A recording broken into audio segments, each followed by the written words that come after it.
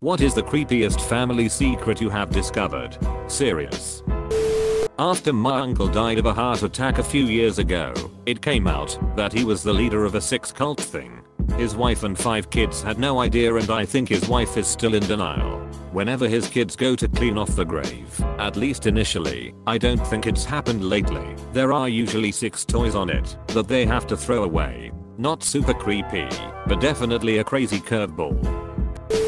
My grandmother was addicted to those speed diet pills in the late 1960s and had a collection of wigs that she used to impersonate other people to pick up their prescriptions. Edit. Since this got so many likes, I thought I'd add to the story.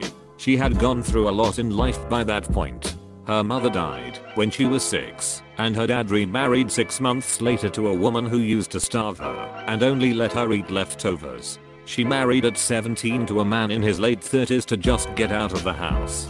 Her husband, my grandfather, committed suicide in 1961 when my mum was only 1 year old, leaving her alone with very little money and 4 kids. She had wigs because she lost her hair in the aftermath of her husband dying from stress. She still had them when I was a kid in the 90s, and I used to wear them for fun, although I didn't learn about their true purpose until a long dinner on a family holiday many years later.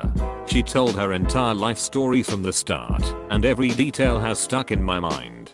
She stopped the pills cold turkey when she saw the police at the house of one of her neighbors, one of the women she'd been impersonating. It scared her straight. To look at her later in life, you would never have guessed she went through anything. The diet pills weren't even the end of it. She had a rough time with the menopause later on, got pregnant in the early stages, which then sent her a bit off kilter, and she was sectioned because she kept sticking her head in the oven and the doctors didn't properly understand why at the time. She was the sweetest little old lady you'd ever meet, although she had a wicked dry sense of humor. All of my best memories growing up were with her. I was always the awkward weird gay kid, and she let me be myself, be creative, dress up. She was honestly my best friend. She died surrounded by her family in 2014 in her 80s. My mom had me at 14. My father is a child graphist who was dating my grandma. A few years ago, one of my dad's cousins did one of those DNA kits. A few weeks later she was contacted and told that there were several close relatives in their database that aren't listed on the family tree she made. It turns out that my great-grandfather faked his death in a life insurance scam and then started a new family on the other side of the country. He never got in contact with my great-grandmother or his children with her, my grandfather and his sister. It kinda of crazy because he only passed away a few years before this all came to light. My grandma and her 9 siblings are very close. So when they each got a call saying a family member had died and they had inherited a large sum of money, they thought it was a scam. Turns out their very strict and religious father had a secret affair and an additional child, Mary. Well, Mary, now in her 80s, had passed away, so had her husband. They had no children, so the closest relatives were my grandma and her siblings. And that's how 10 religious people in their 70s and 80s learned their dad had cheated on their mom, and they had a half sister they never got to meet. My great-grandmother most likely put a hit out on my great-grandfather. My great-grandma married my great-grandpa and had a beautiful tan brown-haired girl. Then my great-grandma gave birth to a blonde-haired, blue-eyed girl. Shortly after, my great-grandpa was found murdered in his truck on the side of the road. He used to give the immigrants rides to work, and the police stated that one must have robbed and killed him. The problem was he was found with his wallet, money and all his belongings. He was also known as a kind, caring man who was well liked. My great-grandma was known as the opposite. Shortly after he was murdered, she married his best friend, a blonde-hair, blue-eyed man. Bonus creepy thing. Her first daughter, my grandma, was a strict Mormon who had inherited some of her mother's disdain for children and general displeasure of happiness. When she passed, we were going through her belongings, mostly church records and clothing, only to find a box full of papers on witchcraft, and specifically witchcraft of our town. My mom told me this over dinner a few years back like it was no big deal. When I was 6, my grandma mother's side wanted me to sleep over at her place for the weekend. It's noteworthy that she never really liked me. I remember her as a cold witch, 6-year-old brain. Her housekeeper was nicer to me than she was. My mom said no, she won't let me sleep over at her mom's. Granny got really angry, saying something along the lines of "you will regret this." So she didn't hear from her for a while and went to the house to check up on her. Granny had suicided herself with sleeping pills. Here is where it gets creepy. My mom found her diary and her last entry were things like, "Granddaughter, me, is rotten, needs to be killed, and it's her job to do so." My name was in her calendar for that weekend. Basically my grandma wanted to kill me when I was 6. I'm really glad my mom trusted her gut and said no to the deadly sleepover. Edit. Wow. Thanks for all the feedback. 2,5k upvotes. Just wow. I'm trying to answer your questions as best as I can. Edit 2. Thanks for the silver. Edit 3. Evil was the wrong word. Changed it to rotten instead, which is more fitting. My dad once found a mummified human foot just chilling in a trunk in his basement. My grandfather was an orthopedic surgeon who was stationed in New Guinea during WW2, and by all accounts, was never quite the same after the war. Our best guess regarding the foot is that it belonged to one of his patients and either had some sort of abnormality my grandfather found interesting, or he was just super proud of the amputation job he did. My dad and his buddy, who were 12 or 13 at the time, naturally decided that the best course of action was to hang the foot from the front porch of the girl they were crushing on. And apparently no one in town batted an eye over it other than thinking it was a good prank.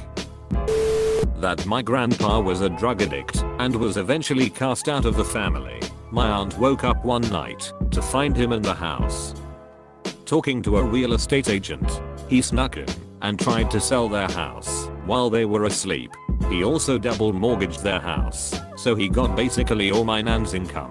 When my nan tried to move the family away from him, she realized she had almost no money due to this. Bank director said it was okay because men are supposed to control the bank account. She was stuck there because of him, and he was leeching off their money and there was nothing she could do about it.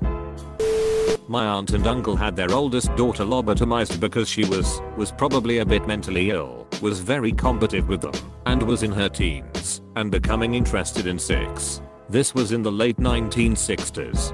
My father never spoke to his brother again over this. We had no contact with them whatsoever when I was growing up. My mom and dad told me what happened a couple of years ago. I discovered that my brother and sister, which are twins, had sexual intercourse at least once. Dad killed himself because my mom found out he had been raping my sister, 16 years, and he didn't want to go to jail.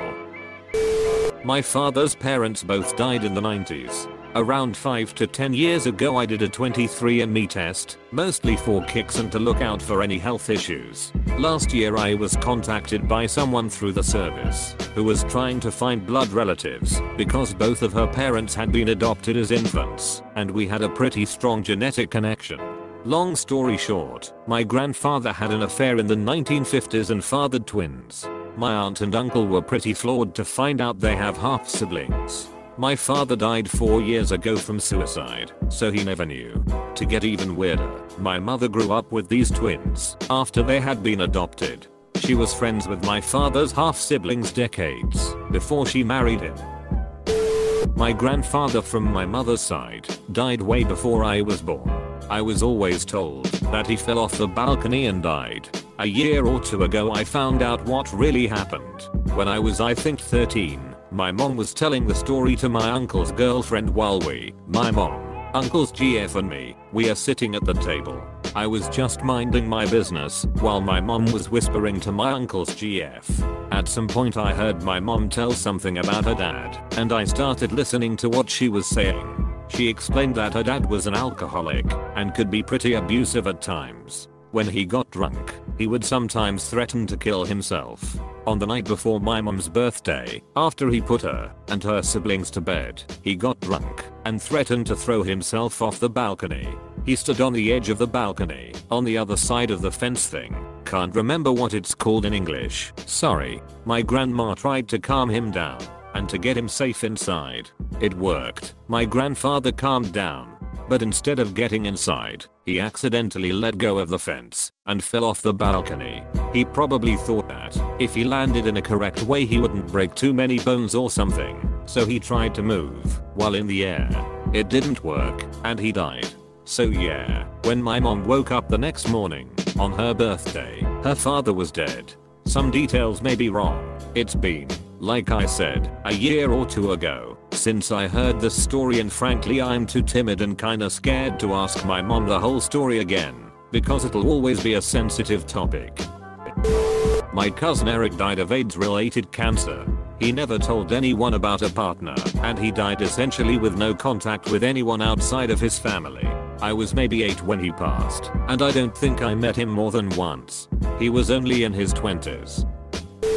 My grandfather had a literal crazy aunt who lives in the attic. His father's sister had some sort of mental illness, and they were apparently worried about how that would look for the family, so they locked her in the attic of his boyhood home Jane Eyre style and basically just kept her fed, and otherwise ignored her. I found out about this when he briefly mentioned it a few years ago, like it was an entirely normal thing to do with a family member.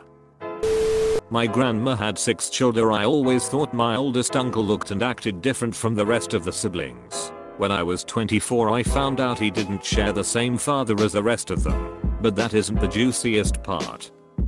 His real dad is my grandpa's brother. My grandpa, my mother's father, killed his first wife. My great-grandmother tried to kill my grandma, my mom's mother, several times when she still was a child. My mom had an affair with her sister's husband. My dad got killed because of a wrecked car. I always thought I was born of an affair between my parents, who were both married to other people at the time. Last year, my grandmother told me that in fact, my dad and his first wife wanted a son, but had a daughter.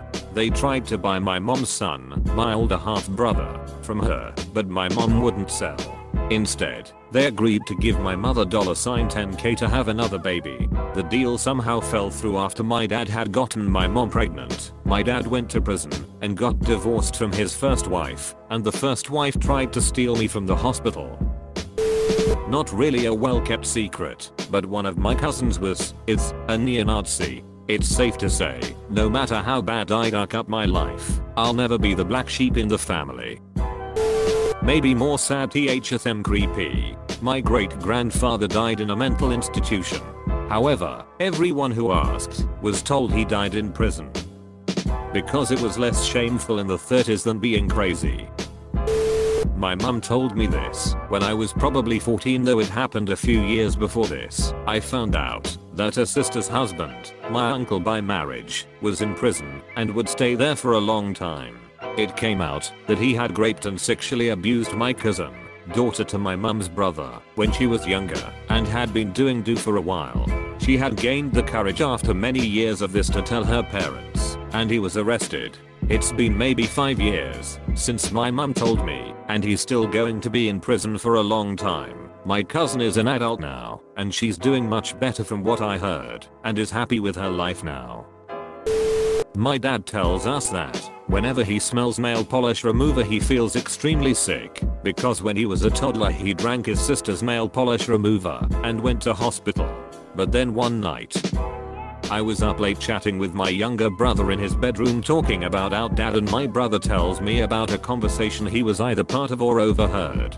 Apparently, according to my dad, when his parents, my grandparents, were going through the Great Depression they lost everything, as many families did, but it affected my grandmother horribly. Something must have snapped in her mind and she became a little bit insane.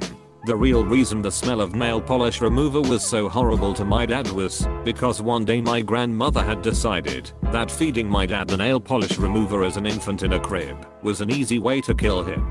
It was only my grandfather rushing in and stopping her that stopped my dad from dying. Makes me wonder what sort of behaviors I might be prone to given some traits are more prevalent every other generation.